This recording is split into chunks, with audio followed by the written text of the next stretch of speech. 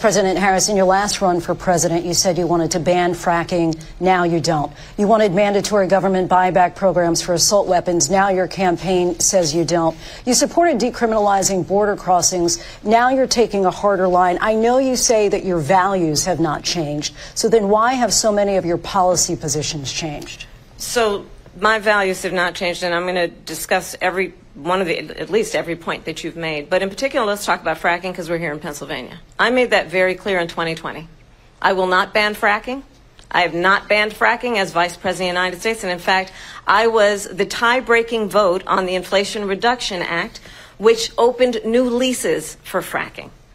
My position is that we have got to invest in diverse sources of energy so we reduce our reliance on foreign oil.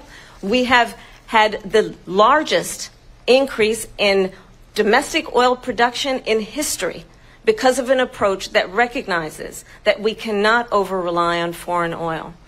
As it relates to my values, let me tell you, I grew up a middle-class kid raised by a hardworking mother who worked and saved and was able to buy our first home when I was a teenager.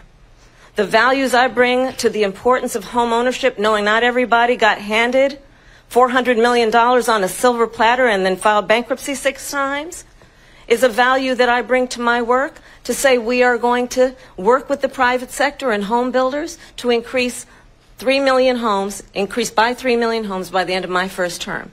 My work that is related to having a friend when I was in high school who was sexually assaulted by her stepfather.